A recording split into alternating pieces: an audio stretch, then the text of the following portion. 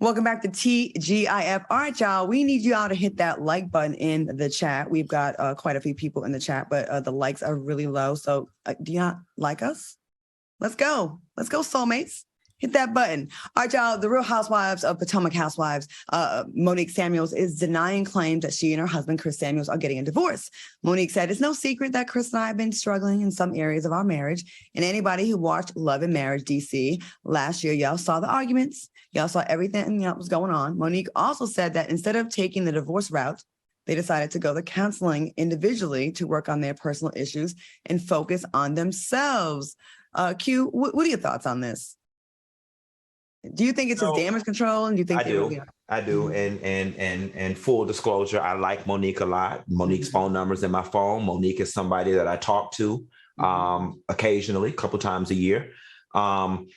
My spirit tells me Monique had some conversations with some people, and some people got ahead of themselves and leaked private conversations. She may have been venting, I'm tired of this Negro. I'm ready to leave his ASS. Yeah, I'm thinking about going down to the courthouse, whatever it may be, whatever girlfriends do. And I think when it leaked, her and Chris had a knee-jerk reaction and decided to put on a united front. Now, listen, I'm never going to celebrate the dissolution of a family. And if this leak is what it took to make those two say, you know what, before we go to the courthouse and file for divorce, let's give this thing one more try, then it worked out in divine order. But I definitely think that these folks ain't lying on Monique and Chris. I definitely think that there was some talks of separation and that it just got out ahead of their schedule.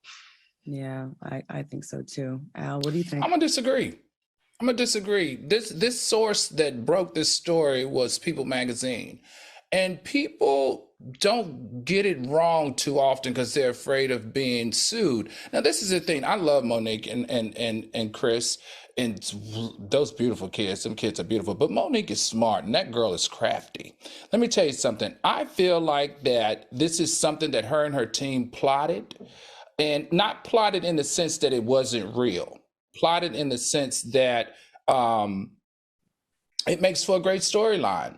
I think she moved from one franchise to another. She understands that the franchise that she is presently on has to have something more robust than what she gave in the last platform. And here it is. And it is kind of parallel to what she's going through, but I don't think that this is by happenstance. Look at when it was leaked, everybody. It was leaked through BravoCon, right? Which she wasn't invited to on purpose, which she should have been. And that timing made me uneasy. Now, if it didn't occur here, then I could agree with you guys. But because of that timing, I feel like something was planted and something was done crafty. And I just feel like that's how smart that woman really is. I'm going to disagree with you because I think that another cast member is the one that spilled the beans at BravoCon and told her business. It's like if you had a conversation with one of your friends, you're like, you know what, me and my dude or my girl, whatever, we going through something right now. And then they get asked about you and they tell your business. And then you're forced to respond. Isn't that what happened, Funky? Wasn't there? No. People reported this before the leak at BravoCon. Right. Well, they reported this was leaked way before. They reported it before the leak, and then Ashley substantiated it by saying, "That's right." Well, I talked to Monique 3 weeks ago, and she told me that they were headed towards separation. Now, here's the thing, Al. You call her smart. It's never smart to play with your marriage on a reality TV platform. I think it's everything but smart if you care about your family, your husband, your relationship. So, while I get it, maybe I want to swap out the word smart for strategic. That's fair. If y'all are intentionally doing this, Chris and Monique, I definitely hope that you are fully prepared to deal with what comes along when you speak this type of thing over your relationship for the sake of a storyline, especially when you don't need the money.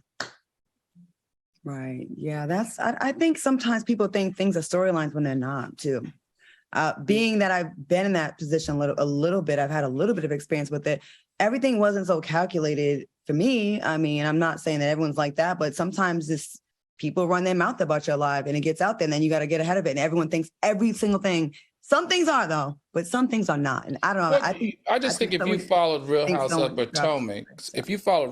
Potomac, you know how tragic her presence there and her husband's presence was there, I don't think she would move over to a different platform, knowing what reality TV did before on Real Housewives of Potomac, and not understand every single thing that you're trying to do, to save your marriage or to work on television. Because you don't sign up for television just because it's fun.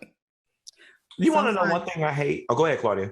Thank you. Sometimes other people are trying to get storylines and put your business out there, and it ain't necessarily you doing it. That's also an option too. I hate the fact that the general public has learned the word storyline. Yes. And I hate the fact that reality TV, first of all, reality TV, the across the entire genre, I don't give a damn what network you're on, the Black woman ensemble show of fabulous girlfriends, it's all just one big mess that's dead at this point because it's no longer reality, none of it. Everybody is sitting down and planning out what their storyline is. And it's just made reality TV a place where has-beens go to die. You know what I'm saying? I liked it better when it started out, when we were following the lives of people. You remember when Real Housewives of Atlanta came out and the white woman went and bought that Escalade and wrote that check? We had never seen anything like that before. You know what I'm saying? Like, that was authentic. It was real. They were not sitting there saying, let me plan out my storyline so I can be here for 3 more seasons. Reality TV is just dead at this point, thanks to that word storyline.